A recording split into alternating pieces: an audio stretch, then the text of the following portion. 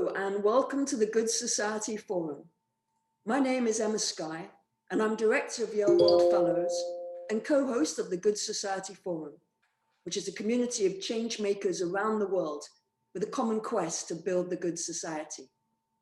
My co-host is Nizam Ad-Din, a 2019 Yale World Fellow and a dedicated advocate for social mobility and community integration across the globe.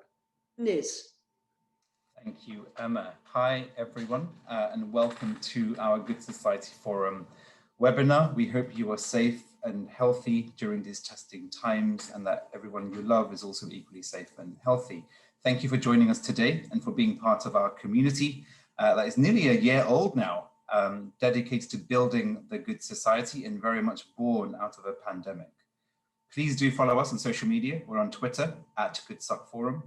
We're on LinkedIn, where you can also find our company page, and on Facebook, where we have a page, and we would love for you to like our page. If you have ideas for Good Society Forum sessions or want to be a panelist, please do let us know or email us info@goodsocietyforum.com. Today, we're going to be hearing from 3 of our speakers, and then we're going to be taking your questions. So if you do have any thoughts, musings, feedback, questions, we encourage you to put them into the chat function. And to make sure that you are all here with us, we're really keen for you to participate. And if you've been with us before, you know what we like to do. We like to see where everybody is from. So if we could get maybe your name and what city you are currently in, that would be incredible. Just on the chat function, you can see it right on your screen.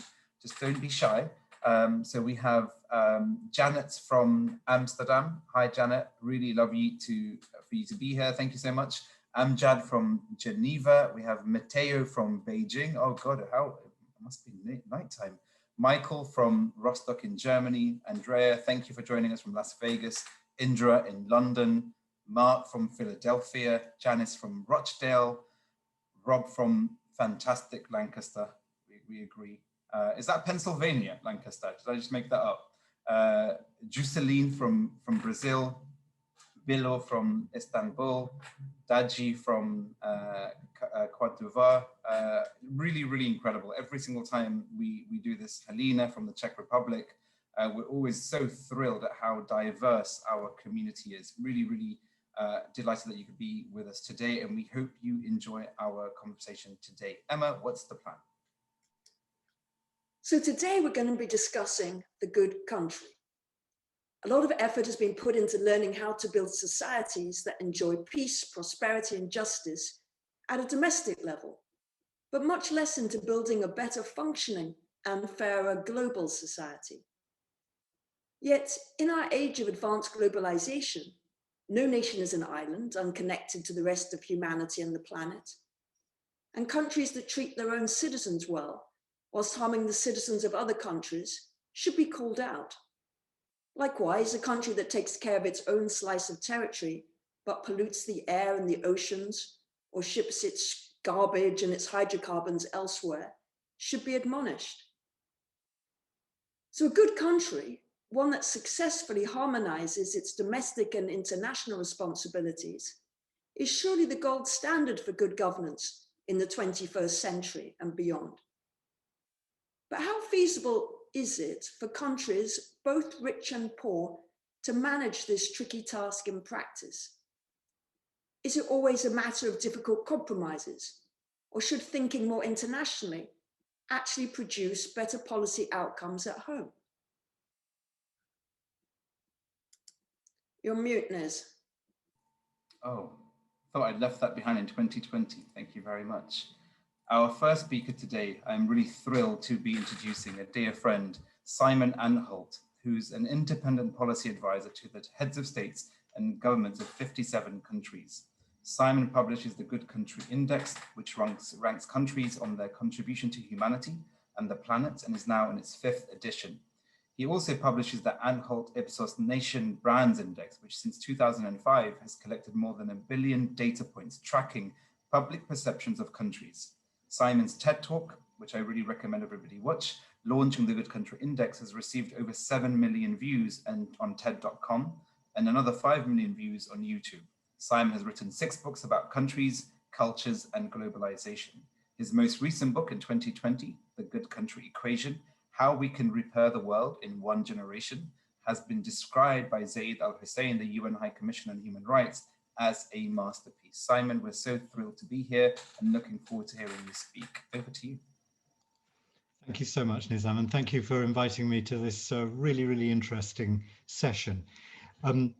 7 minutes or so just to kick off. And what I want to do is to try to set the scene for what I hope will be the core theme of what we're discussing later on.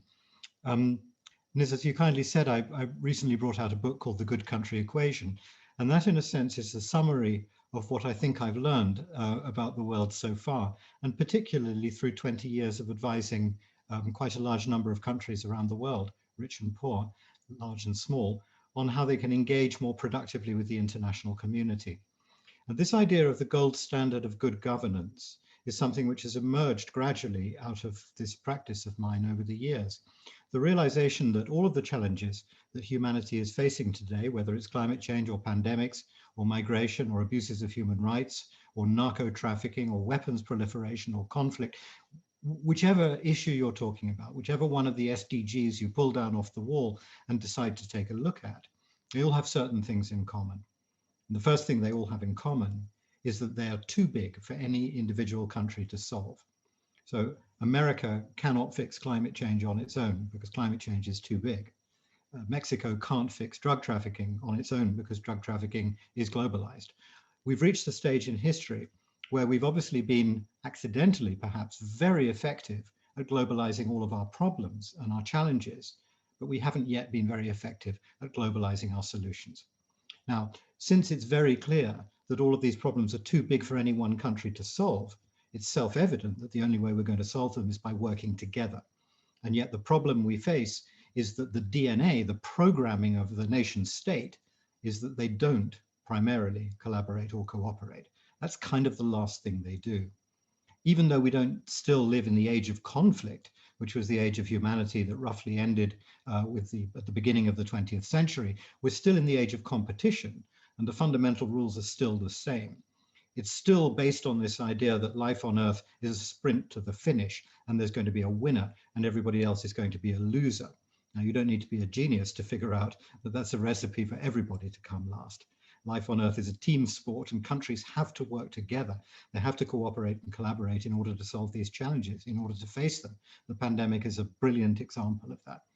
And yet we don't, because what we really need today is a change in the culture of governance worldwide, from fundamentally competitive to fundamentally collaborative.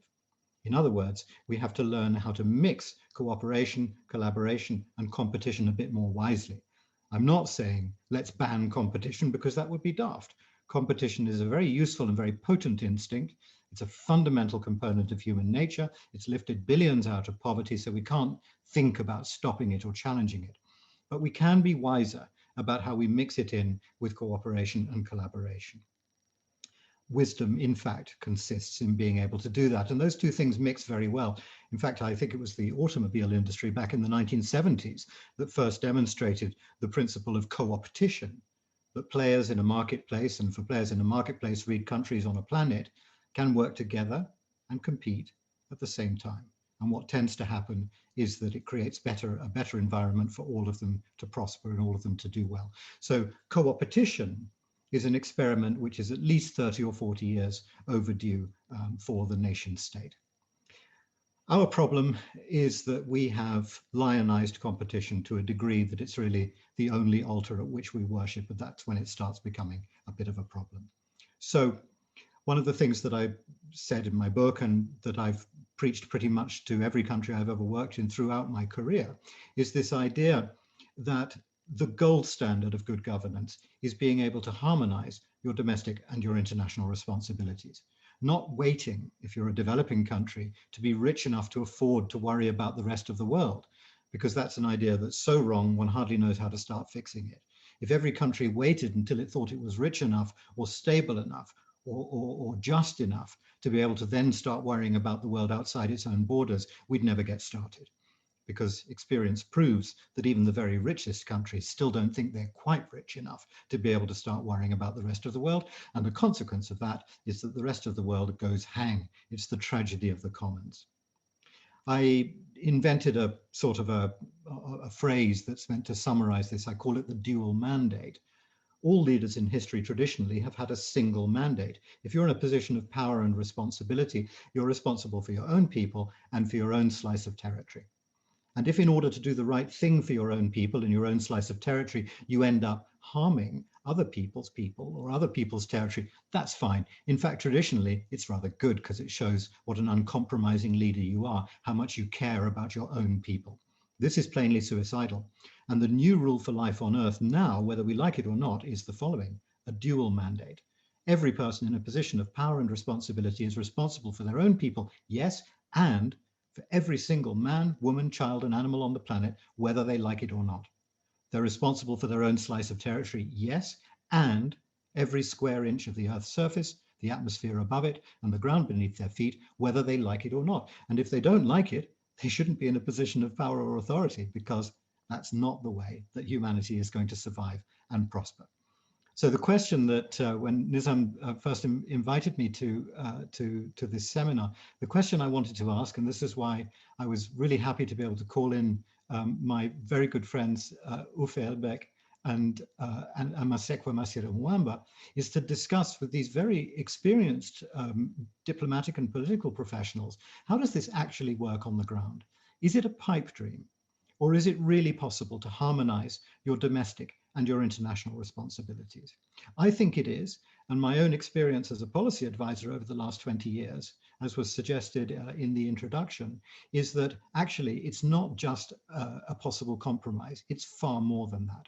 When you start seeing even very domestic policy scenarios in the international dimension, and you start cooperating and collaborating widely with many, many other countries around the world and cities and regions and organizations, you start finding that your policy making approaches become better.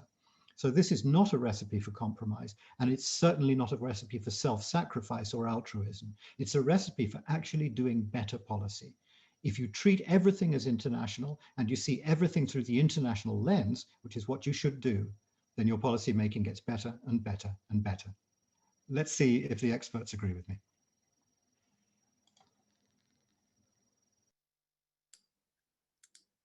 Well, Simon, thank you for that challenge to harmonize domestic and international responsibilities. And our second speaker is Uffe Elbæk, who's a Danish social worker, author, entrepreneur, politician, and founder of the political party, The Alternative. In the 1980s, Uffe was the initiator and leader of Frontløberen, an open platform for cultural and social entrepreneurship. He also founded the International School for Creative Leadership and Meaningful Entrepreneurship, Chaos Pilot. In 2007, he moved from Aarhus to Copenhagen to become director of the international LGBT sports and human rights event, World Out Games. In the parliamentary elections in 2011, Uffe was elected to the Folketing and was subsequently appointed Minister of Culture. Uffe. Thank you. I feel like a very old man after this introduction. It's great to be here and be invited into this discussion. And thanks for your short speech, Simon. If I should take it from there, the headline for this little session is good country, good society. And I think many people around the world looks towards Scandinavia as a place on the planet Earth where we have been able to create a society which a lot of people are inspired by and think that we are doing stuff right. And what I would like to share are a few thoughts, and then I hope there will be a lot of questions which we can follow up on. But personally, I have been for a long time struggling with how to figure out why did we succeed in our part of the world to create a society which is quite equal, is quite looking after each other, and also have a serious attitude towards the global problems like climate change or refugees issues, etc. And my conclusion is that the welfare state, as we know it today in Denmark and in Sweden, Norway, Finland, was not a big master plan designed by the Ministry of Finance or the office of our prime ministers.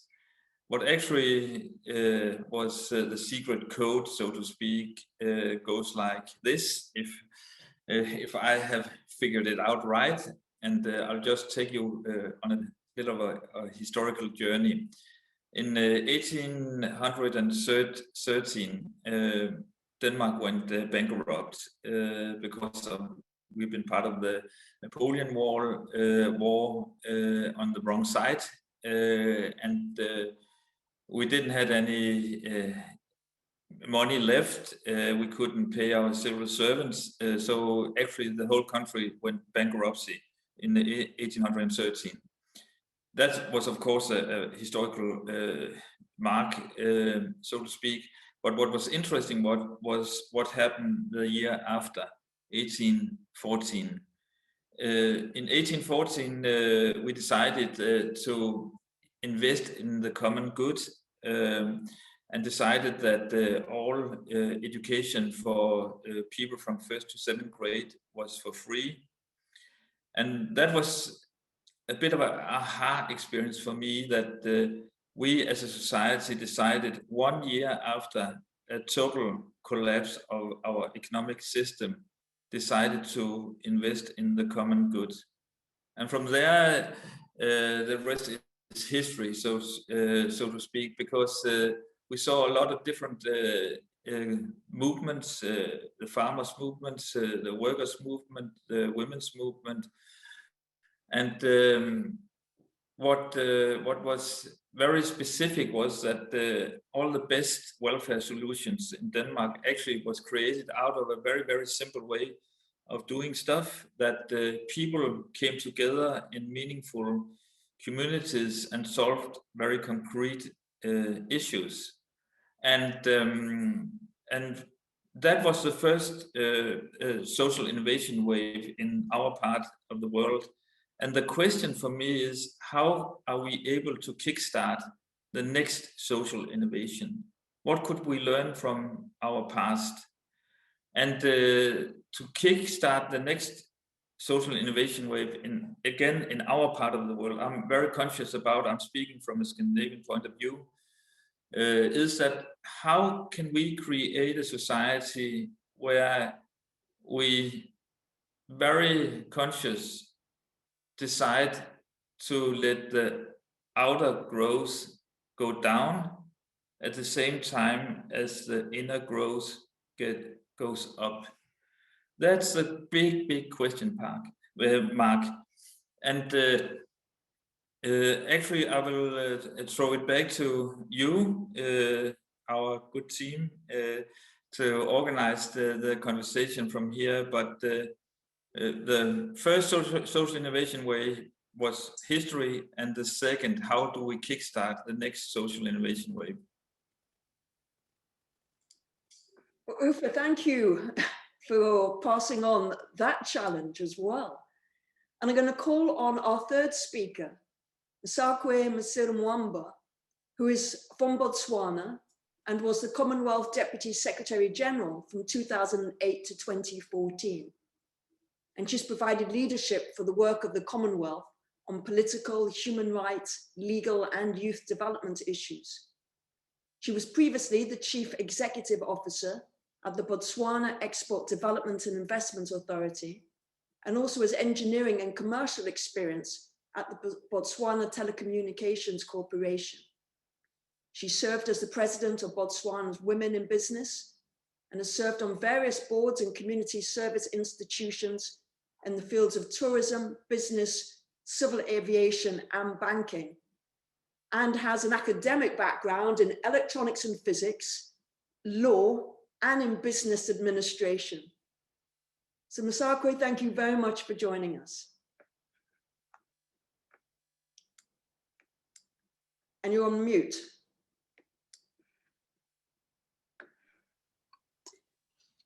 Thank you very much, Emma, for that kind introduction. I wanted to ask the question right at the beginning. Is it a good country that creates a good society?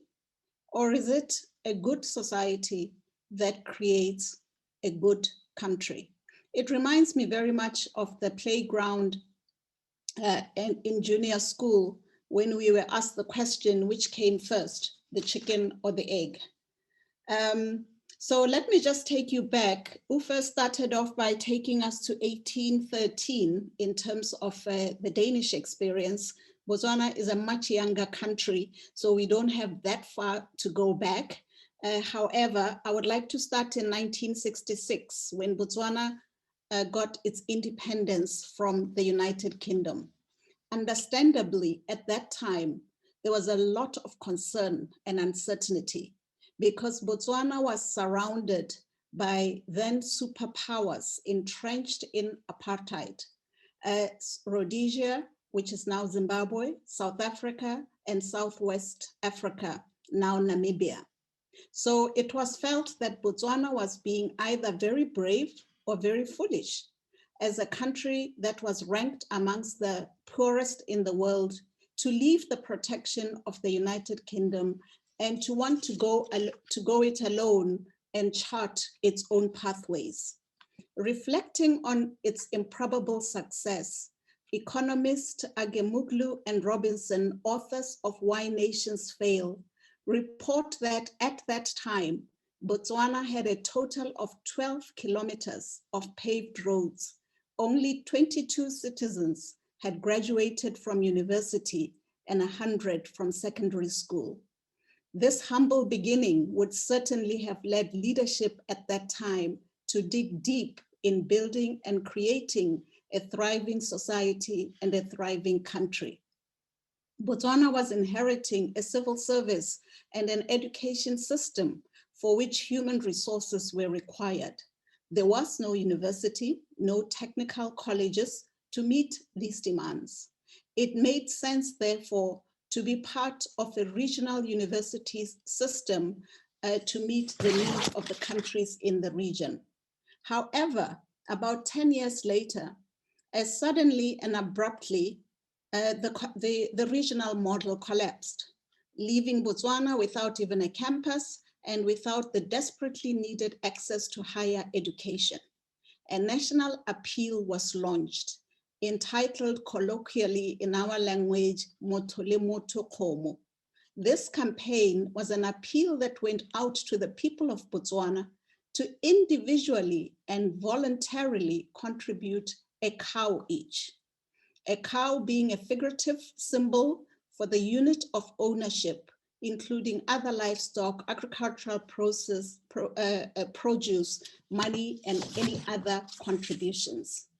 What was so remarkable was the way in which farmers, educated men and women, many of whom, and uneducated men and women, many of whom had never been to school, joined in the collective resolve and saw it as their mission to provide education for the future generation. Putting aside any political class or any other social divides, the society came together and the University of Botswana was born. This coming together and demonstration of collective responsibility is recognized as a basic tenet of Botho. Botho is a demonstration of concern for a shared humanity, a social contract of mutual respect, responsibility, and accountability. Ubuntu, as it is popularly known, is not just a concept, but it's a way of being. It's a way of doing.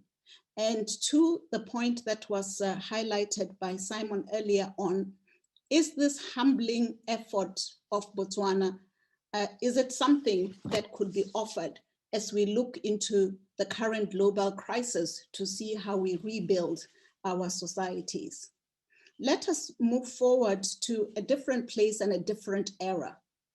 This is where we are. A little over a year ago, the COVID pandemic reared its ugly head and, unbeknown to us, was soon to become a global pandemic.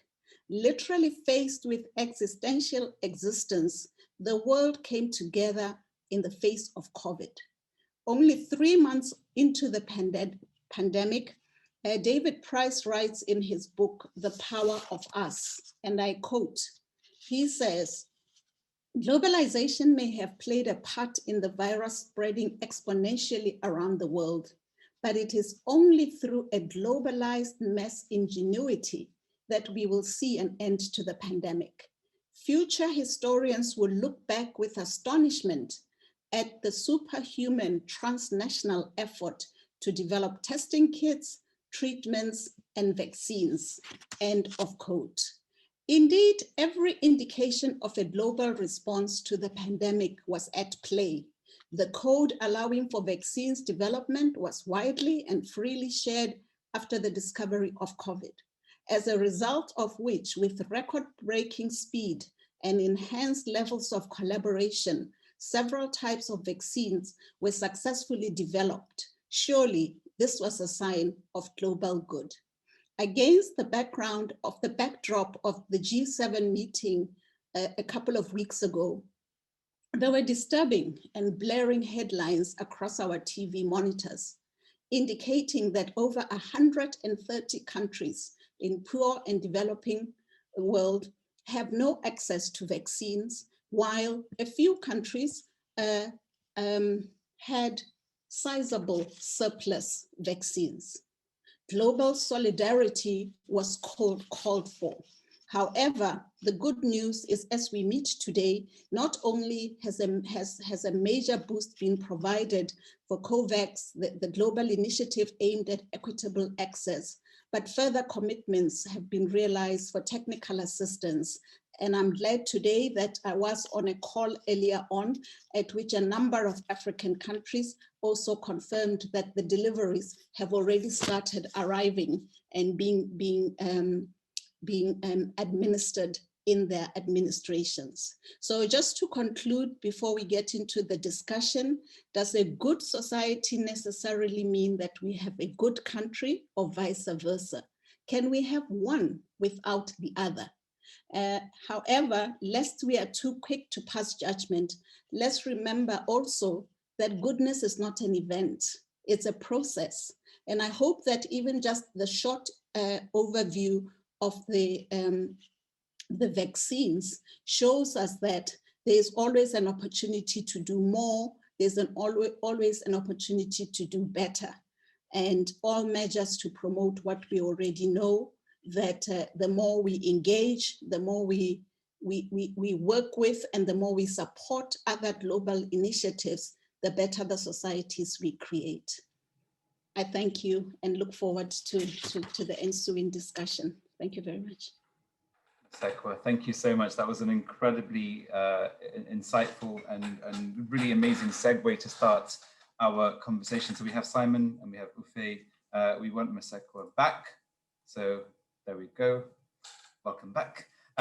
Thank you for all of your incredible contributions. I think the experiences, as Simon has outlined, of a global perspective born out of the UK, Denmark, Botswana, and all the experiences of your global experiences really comes to bear. So I'm gonna go straight to Matteo's question here, which I think is an important one by virtue of definition. And I'd love to go through this, and I'll read this out. He would be curious to know how our speakers define good country and how we define good society. And a presumption that the answer to the question on whether we can have both depends on how we define these two concepts. So your immediate thoughts as to that would be really useful. Simon, can I come to you first? Yes, of course, Nizam, thank you. Well, good country is a phrase that that I coined back in about 2012. And I'd been measuring people's perceptions of other countries, because it's a very it's a very important topic for governments these days. They want to know how well their country is regarded by international public opinion, for the simple reason that the better a country's image, the more trade it gets. You get more tourists, you get more investment, you get more talent, you do better if you've got a good image. Countries with weak or negative images find that everything is a struggle and everything is expensive. So in 2012, I did some analysis of the more than 1 billion data points that survey had by then accumulated to ask the simple question, so which countries do people admire most and why? And what I discovered was that the countries that people admire most are the ones that contribute most to the world outside their own borders. So generally speaking, perhaps not surprisingly, most of us aren't all that interested in how well countries treat their own citizens, or how well their own society is run, or whether they've got a good welfare state or anything like that, because it doesn't directly impact us. What we're more interested in is what role does that country play within the international community? So that was when I launched the Good Country Index to try to measure what countries contribute to the world outside their own borders, to humanity and the planet. And the definition I use there, a good country is a country that successfully harmonizes its domestic and its international responsibilities. So it's good, the opposite of selfish, not good, the opposite of bad. I'm not passing moral judgments on countries here. And Simon, your views on the society piece, perhaps? Well, a good society I cannot help but see in counterposition to a good country. A good society, I think, is a country that on its own terms manages its own affairs well, that it looks after its own people, it's got justice, equality, peace, prosperity if possible, and so forth, a well-functioning society. And what Uffe said earlier is undoubtedly true. I think in the Nordics, we have some of the best examples in history of countries that have figured out ways of managing their societies well. To attempt to answer Marejo's question, which is a very interesting one, can you be a good country without being a good society? I doubt it, because if you're really geared towards contributing to the whole of humanity, it's highly unlikely you're going to be ignoring the needs of your own people. The other way around, it's very common. There are plenty of countries out there that manage perfectly decent societies and give good standards of living to their own civilians, their own citizens, but are more or less heedless of planetary issues and the fate of people in other countries. So I think it works one way and not the other. I think that's very useful, Simon. Thank you. Maseko, I want to come to you, if I may, next, which is you mentioned really articulately the relationship of globalization in a COVID context. And this is a question that I have for you, if I may, just to understand the interplay between the two. I think we've seen in recent years, particularly in the West, the challenges to globalization, whether it's a presidency in the United States or the United Kingdom leaving the European Union, notions that the benefits of globalization haven't really affected or reached everybody. So within that context, around good country versus good society, does a good society necessarily have to be internationalized in nature? Can we have a good society that is insular from the world without being connected to the world? Do you think that's possible? Thank you very much, Nazim. Can I just start with a quick, I'm having a message that says my computer may close down due to something or other. So if you lose me, I'll try to join you. It's not because I'm running away from the difficult questions. I'll try to join you on a different platform. But yes, indeed, I think if I start with where Simon left off, indeed, I also came to the same conclusion. A good society and a good country are mutually reinforcing. If you have a good country, then it is possible for you to have the good society, and you really couldn't do with one without the other would not work. But I think that a good society, in my view, looks beyond themselves. So if I go back to the Botswana situation, I was talking about how even people who didn't understand what the value of an education or the value of a university was looked beyond themselves and say, we are in a crisis, we have to do something to help our children and educate them. And so that worked well. And therefore, it doesn't just happen within the borders. With my work in the Commonwealth, it was also about universal values that don't just speak to you in your own environment, but values that also speak to humanity, values that are basic and fundamental, so that all of us should be enjoying access and freedom of those values. And then I think, as you say, is it something that you can do just in, and that's what a lot of countries, some people do. Some people say, well, it's not really happening here, it's happening over there. Why should I get involved? And as Martin Luther King famously said, injustice anywhere is injustice everywhere. And we don't realize that if we are focusing on a very narrow definition of a good society, because we say that injustice is not happening on our soil or on our border. So it does this pull, this collaboration that Simon also spoke about earlier on, the importance of working together towards the common goal and common solution is very important. Thank you, Ms. Sekwa. And Nufe, I want to give you an opportunity to come in here on the two questions that have been posed to Simon and to Ms. Sekwa around a definition for yourself of what is a good society and what is a good country, and bringing the globalization element, and your thoughts on the interplay between the both. Actually, I would like to share with you a report I was part of producing a few years ago, called the triple bottom line report, because we had the same discussion in my team in the parliament about how can we measure the development of the Danish society, and what is development, good and bad development.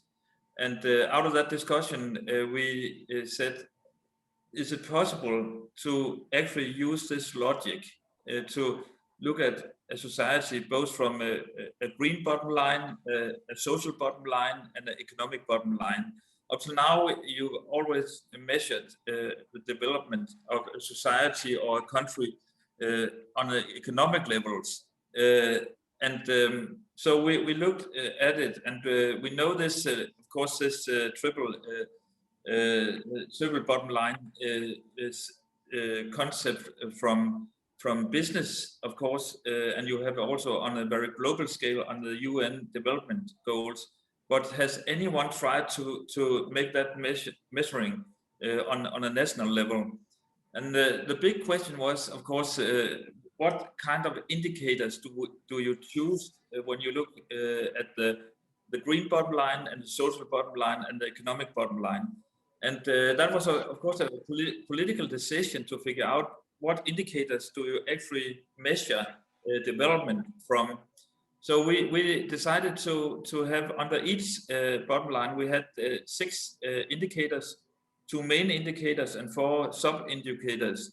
And I don't want to go too nerdy. Of course, I would like to share the link with you afterwards, so the people who had followed this discussion could check it out and see if it's also meaningful if you compare it to the country you are living in. But just to give you the main indicators, the 2 main indicators on the green bottom line was, for example, biodiversity or greenhouse gas, and on the social bottom line, life satisfaction and flourishing communities. Or on the economic bottom line, it was meaningful employment and equality. And then you had also sub-indicators. And I think sometimes we lack a language when it comes to how can we speak about these very important issues. And this was a way for us to introduce another mindset, a much more holistic mindset in the political discussion at the parliament, and go from a discussion about Denmark should be the best country in the world to the best country for the world. And that's a very distinct little difference between in the world or for the world. I think most nearly can feel the difference depending on how you talk about it. So I will really be happy to share this report with you, and then please steal everything you can steal from it, as long as you do it with good style. Okay, thank you so much, and I think you've really started answering some of the questions and the themes that are emerging here, which is, of course, when we talk in broad strokes around good society, good country, immediately it's a question of what do you actually mean? And the good society prides itself in being practitioner-led. So this, and thank you, and please do share it, and we'll share it with everybody who attended, so that everybody has a sense of that report. Simon, if I can come to you, Maria asks a question here around, do you have the scientific data behind measuring a good country, which I of course know you do. And it would be amazing, maybe briefly, to share some of the mechanics that you have built over time, the proxies that have been built over time. And maybe you could give a couple of really good examples of countries that have mechanized how to do the good country in terms of structures, partly the triple bottom line that Uffe has talked about. Well, the Good Country Index is actually very simple and is easily described. It's a composite ranking of about 160 countries, which is made up of 35 data sets, most of which come from the UN family. So those 35 data sets are chosen on the basis that they measure a real impact of a country outside its own borders. They're divided up into 7 subcategories, which are kind of the obvious set. So you've got one called peace and security. What does this country contribute to international peace and security? So you get a lot of posh, highly regarded countries in Western Europe, which do rather badly on that one because they export lots of weapons. Then you've got other categories like planet and climate, of course, where we use indicators like the Global Footprint Network and carbon emissions and so on and so forth to measure countries' contribution, positive or negative, in that area. So 7 subcategories, 7 rankings, and an overall ranking. It is, of course, impossible to measure in any very complete way exactly what any country contributes to the world outside its borders, because most of the really interesting things are either not measured or not measurable. The purpose of the index is not to provide a complete account of what countries contribute or not, but to slightly reframe the debate about what countries are for. And the Good Country Index has been very effective at doing that, because not least because every day since I launched it back in 2014, I've had an argument with at least one person who writes to me furious because the country they hate is too high or the country they love is too low. And at the end of it, we often don't agree, but I always rather annoyingly say to them, look, it's working. We're now having an argument about not how well this country does, but how much this country does. And that means for me that the index is working. I don't claim to have the answers, but I do think that it's performing its function of making people ask that slightly different and in many ways, I think, more modern and more relevant question. One thing I would also like to add is that the Good Country Index starts getting really, really interesting when you actually compare it to some compatible measure of domestic performance, because at the moment it's only one side of the balance sheet. It tells you what the country, whether the country is a free rider on the global system or whether it's a net creditor to humanity, which is interesting enough, and you know, it needed doing because it had never been done before. What I'm working on at the moment is I'm working with UNDP on the working with their Human Development Index, which is as good a measure of domestic performance as you can find, and looking at different ways of merging those two.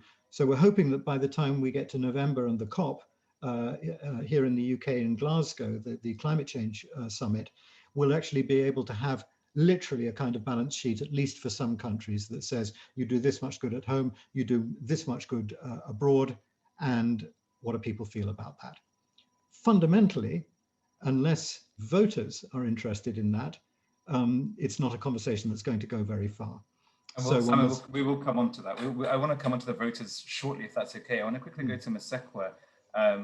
There's a question here from Mark, which is, and I think I'm going to extract what I believe to be the essence of the question, which is around the success of Botswana, and is it because of the wisdom of the leaders, the goodness of its people, or its considerable wealth and diamonds? And want to ask the question, given your vast experience working across the Commonwealth and a range of nations with differing GDP and resource availability to them, can you be a good country in the context that we're talking about here when you are still developing in the context of, you know, a good country is measured by what it does outside of its borders when you have so much to do inside your borders? How do you weigh up that prioritization?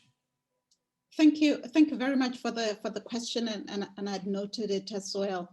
I think first of all, in terms of the role that diamonds played in the development of Botswana, because having started off as one of the poorest countries in the world, Botswana then discovered diamonds and is one of the world's largest. It is one of the world's largest producers of gemstone diamonds. So that story is a story in itself. However, I think what made Botswana different was that the mineral policy that was adopted was one that focused on not subscribing to private ownership, but subscribing to wherever the diamonds are found or minerals are found in the country, the minerals belong to the country. So you will get compensated for the piece of land if that's what your plot is, the one where the diamonds are found under. But it was very different, because even as we speak about the mineral development at that time, it was very much owned by whoever owned the land or owned the piece on which it was found. So I think that was very critical in terms of leading. But of course, that had to be led by committed leadership who had a vision, leadership who, as I say, looked beyond themselves. They recognized that instead of, saying this belongs to the leader or to the chief of the village or to whomever, it's going to be used for the public good, and it's going to use to service the country as a whole. So that's how the Botswana mineral policy differs from a lot of other mineral policies, particularly on the African continent. To your second point, whilst you are so engrossed in domestic challenges and really trying to work on the development agenda, are you in a position to be going out and to be engaging the broader global community? And I think you are. I think that we are such an interdependent society, we are such an interdependent world that it's foolhardy to believe that even in your focus area of trying to develop your own country, you can close off from the rest of the world. I mean, it was interesting that Uffe, when he spoke about what Denmark chose, what Botswana chose, education was one of the things that came up tops in terms of countries that wanted to do better for their people under dire circumstances. And because education, by definition, opens you to the broader global community. By definition, challenges you on a number of different and competing areas other than just what we are dealing with. Well, thank you so much. I just want to make a point from Andrea, and thank you so much for your comments and your questions. Please keep them coming. I'm trying to get through them and wrap them up. Andrea, thank you, who noted the need for a shift of language from welfare state to a well-being state, which I'm sure many agree with. Uffe, I want to come to you. There's a question from Jill about individuals. So we've talked about society, we've talked about country.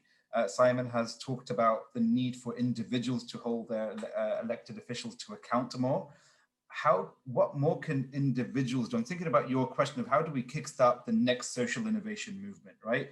What more do you think individuals can do to take action to make their country move towards a good one? And I ask this not in a naive way, but in a context where we are so hugely interconnected that a Facebook post, a WhatsApp message can send you in the wrong direction with fake news, right? So with all of that in mind, how do we allow the individual to play a more deeper role with the state to edge it in the right direction?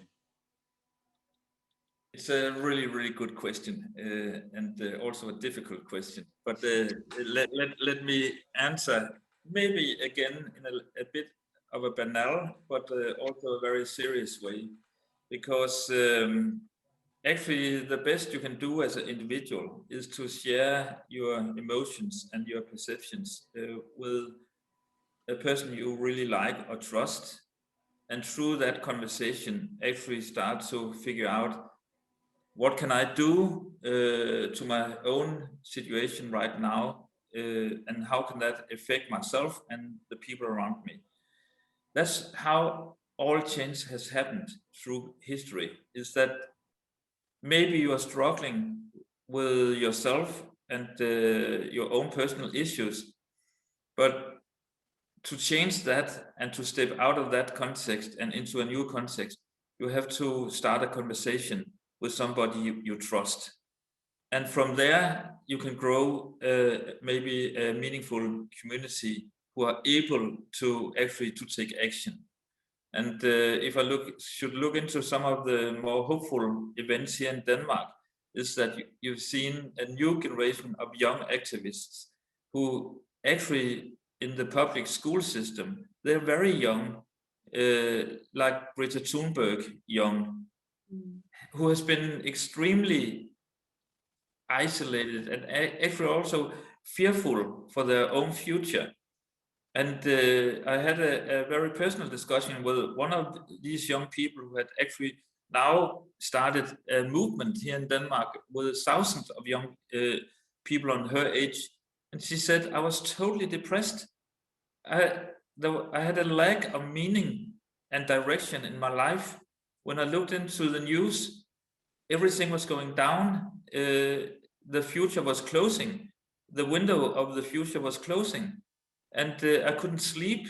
I couldn't figure out what to do in my own very personal life. And then by luck and chance and everything, she started to share her emotions and feelings and perceptions with a good friend. And out of that very simple discussion and dialogue grew one of the most interesting political movements in Denmark. And so I know, Sam, that you said you had a banal question for me, and now I have answered it. Very banal, but very serious at the same time. Okay, that was incredible. Thank you so much. And from, you know, and Simon, I'm going to come to you now about this connection. When I think of people and the individual, and especially young people, and I think about a country which often, when you're young, is so disconnected from you. And the thing that allows you to connect to that is these movements in society. So it's actually the good society and a social movement that allows you to engage at a personal level, and then to take that to the next level and to really shape and influence a country and the world, as we're seeing. We've had a number of questions. So I'm just going to say thank you to Robert, who talked about international law and the role of international law, to Maria in particular, and to Janice. And I want to ask their question, which is around young people in particular. So Janice is asking the question of human rights, who's a head teacher doing some incredible work with the Robert F. Kennedy Human Rights Program, Speaks Truth to Power, talking about how important do you think a school's curriculum is around the teaching of human rights in creating the good society. And Maria takes that further to ask the broader question of what more can we do within our education system in the training of our young people to help position them to future-proof creating that world that we are trying to all get to. And Simon, if I could come to you maybe with some practical examples of things that you've seen as well as lessons that you've learned, that'd be fantastic. Yes, absolutely. I said right at the beginning of my early remarks that if you look at all the challenges that humanity is facing today, you immediately see that they've got one thing in common, that they're all too big for individual countries to solve. The next thing you notice that they've all got in common is they're all caused by us. All of the grand challenges, without exception, are caused by the behavior of human beings. And the behavior of human beings is caused by the way they're raised.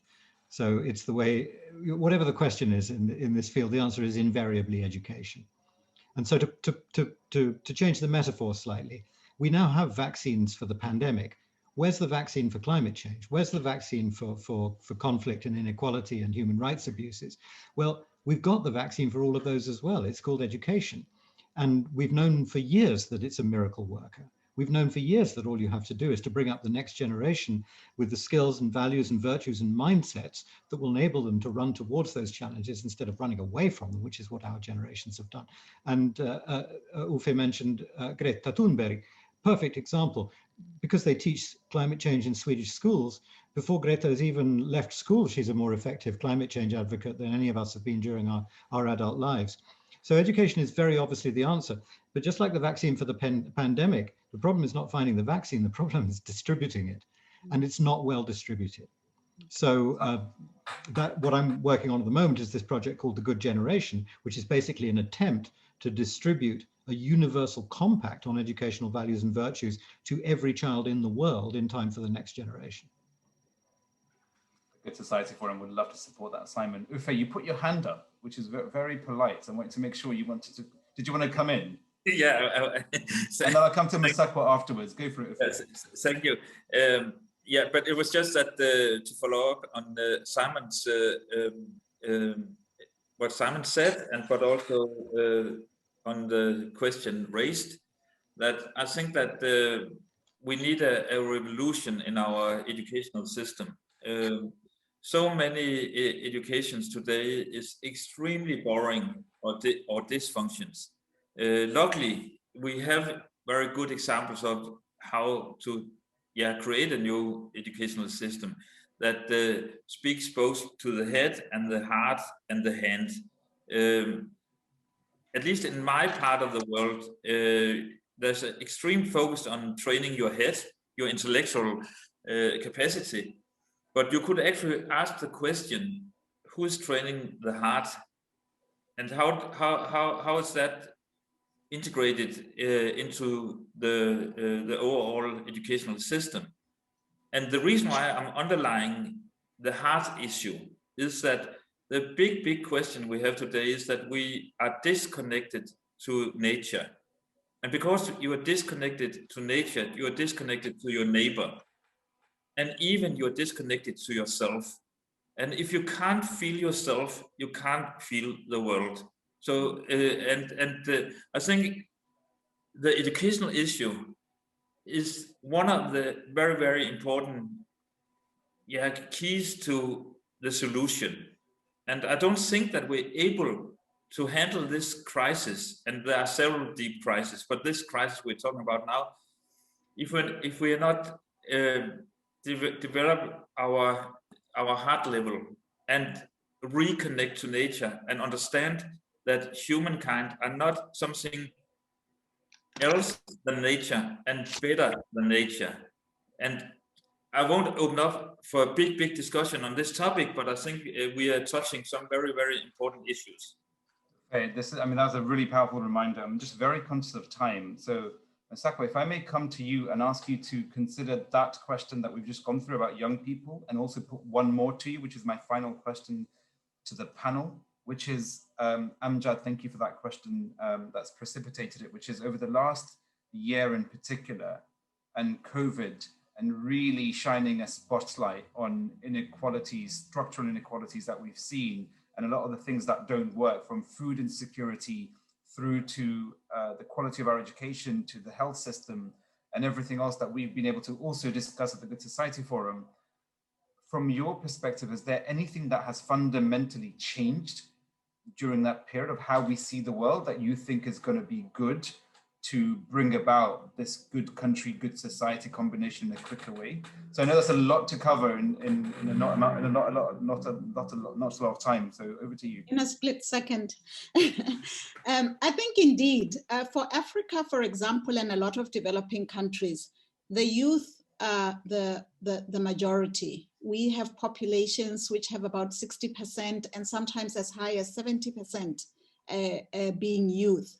And therefore, this whole notion of education, of bringing the next generation and sensitizing them to the kinds of issues that we need to all be grappling with is very important.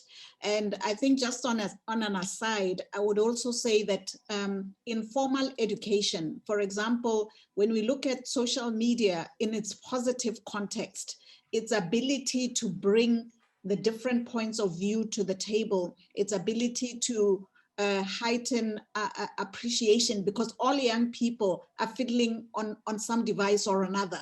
And therefore, and it doesn't matter where they are. They could be in London, they could be on the streets of Gaborone or some other remote place. I think that there is an opportunity there for us to look at some of the newer technologies and how they might be able to support and facilitate the training. I think, to Uffe's point as well, it is also about hearts and minds. And I think we've also seen a lot of young people engaging in social enterprise. a lot of young people are saying it's not always about the profit that you make, but it's a contribution that you make in your society. And I think we are seeing a much, much bigger gain and jump in the social enterprise space. And that is something that is also very positive and creating a better society. I think in terms of what has changed, I think there has been an acknowledgement that, you know, what happened is that we had a dichotomy. You were either part of the developing world or part of the developing world. And I think this interrelation, the need for each other, has become a little bit more obvious or more clearer. And we just hope that as we rebuild coming out of COVID, we start to acknowledge and give a much better. For example, just a little example is if I look at investment and foreign direct investment, it was the West or the developed countries that would say, oh, we don't even need to be in the developing countries. We just need them to produce and send stuff to us. And then we don't create the local production capability. We don't do the technology transfer. We don't empower them. And then stuck right in the middle of COVID, the whole supply chain falls apart. So I think there are a lot of learnings. We still have a lot to unbundle as we go forward, but we will find them if we look for them. Exactly. Thank you so much. Uffe, just a quick opportunity for you to come in and share your thoughts, especially on the COVID context and any inspirations that you've taken of what may help bring about change quicker. There's several reflections on that, but first of all, there's of course been a lot of problems connected to this health crisis, but the positive side of it is that we have been able to slow down. I think that has, if you look into how our society has been behaving the last year, it's like we're starting to breathe again, slowing down and breathe, and don't consume as much as we've done up till now. That has been a blessing. I think that the second thought is that we have been able to show each other that we as a community, as a collective, has been able to actually put action into solutions, on large scale solutions. And we've also been able to say that we're going to invest a hell of a lot of money into the common good again. And that creates a bridge to the next big crisis to handle, and that's the climate crisis. So I think that we have learned a lot from the COVID crisis when now we have to deal with the climate crisis. And actually, the COVID crisis is a result of the climate crisis, because we have put nature on such a pressure, we have pushed the nature to a degree that we are in contact with new kind of viruses that create these epidemics. So yeah, we have learned to breathe again. Thanks, God. Thank you so much. I feel like, and we know this topic is a huge topic. It can take hours, if not days. So we're grateful for your time. Simon, thank you for bringing us all together. The last word goes to you for your thoughts, reflections, and in particular your musings on a COVID context for your work, having done this for 2 decades plus, and what that means for this work. COVID has done us 2 favors. One of them very similar to what Masahwa and Uffe just said. It's reminded us more strongly than anything has reminded us in living memory that we are one species inhabiting one planet. It doesn't matter where you live or how you get your news, but several times a day, you look at your device and you see other human beings in other parts of the world, dressing differently, eating differently, speaking differently, but suffering the same. And that's been so powerful because it makes us feel united. And in that sense, I absolutely agree with Uffe that it's a kind of dress rehearsal for how we're going to fix climate change. We will not be able to tackle climate change unless we get it into our heads that we're members of the human race first and citizens of our own nation second. And the second thing, very, very simply, is that it's taught us a little humility by reminding us that we human beings have no special dispensation to survive. We could be wiped out from one day to the next by an invisible microbe. And that lesson has been so, so valuable because it's shaken us out of our complacency and shaken us a little bit out of our arrogance. So we're in a good place now to move forward. Simon, Masakwa, Ufe, thank you so much for your time, your insights, for the work that you've done for many decades and will continue to do, and for inspiring a new generation. We were really honored at the Good Society Forum to have you with us, and really look forward to taking this conversation, not just as a conversation, but as action forward. And thanks again to everybody who's contributed, who's shared. If you have anything that you want to share with us on this topic, info@goodsocietyforum.com, please do get in touch. We want to share it with our community, and ultimately to make sure that we're learning from each other, because again, as we found out from this conversation, the world is too small for us not to be. Emma. So thank you all for a really great discussion. To our panelists, to our audience, and hope to see you all again at the next Good Society Forum. Bye. Thank you, everybody. Bye-bye.